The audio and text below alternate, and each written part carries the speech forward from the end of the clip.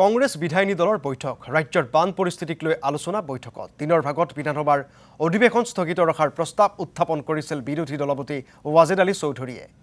ইয়াৰ পাছতে সন্ধিয়া অনুষ্ঠিত হয় বিধায়িনী দলৰ বৈঠক। কাইলৈ বিধানসভাত বান পৰিস্থিতিক লৈ আলোচনা কৰাৰ প্ৰস্তাৱ বিৰোধীৰ।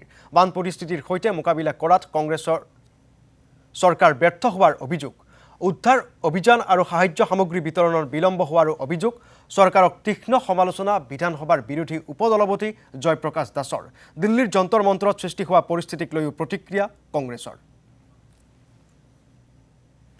আমি অলৰেডি এডজৰ্নমেণ্ট মোশ্যনৰ কাৰণে নটিচ ইস্যু কৰিলোঁ।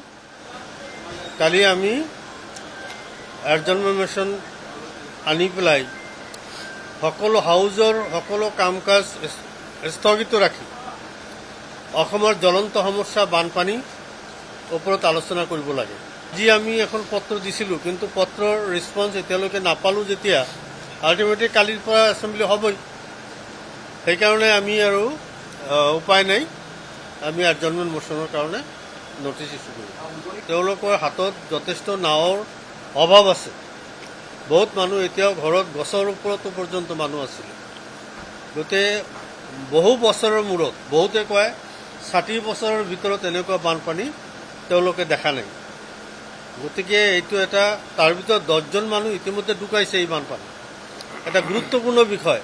যিসকল বানপীড়িত, যিসকল ক্ষতিগ্ৰস্ত হৈছে, তেখেতলোকক চৰকাৰে যিমান পাৰে তাতকৈ বেছিকৈ দিয়ক। আৰু এই বিপদৰ সময়ত আমি চৰকাৰৰ লগত আছোঁ, আমি চৰকাৰ সহযোগ কৰিম। কিন্তু কথাটো এইটো হ'ব লাগে যে সকলোৱে যাতে এই বিপদৰ পৰা যাতে মুক্ত হয়, তাৰ কাৰণে চৰকাৰে যিমান পদক্ষেপ ল'ব লাগে তাক লওক।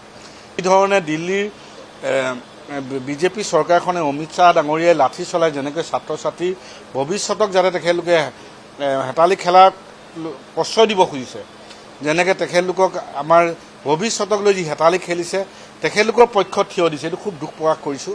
কাৰণ আমাৰ ভৱিষ্যতক যদি লাঠিৰে যদি দমন কৰিব যায়, আমাৰ ভৱিষ্যতৰ ছাত্ৰ ছাত্ৰীসকলক যদি পুলিচে দমন কৰিব যায়, আৰু খুব আচৰিত কথা, এইবাৰ পুলিচৰ লাঠি লৈ কিছুমান অচিনাক্ত মানুহে ছাত্ৰ ছাত্ৰীৰ ওপৰত অত্যাচাৰ চলাইছে। এইটো উদ্বেগ প্ৰকাশ কৰিছোঁ। ভাৰতবৰ্ষৰ ইতিহাসত এনেকুৱা ঘটনা ঘটা নাই। এই চৰকাৰখনে ছাত্ৰ ছাত্ৰীসকলৰ নিট 150 বাৰতকৈ ওপৰত পেপাৰ লিক হোৱাটো বন্ধ কৰিব পৰা নাই। তাত প্ৰতিবাদ কৰিব যাওঁতে তেখেতলোকৰ ওপৰত অত্যাচাৰ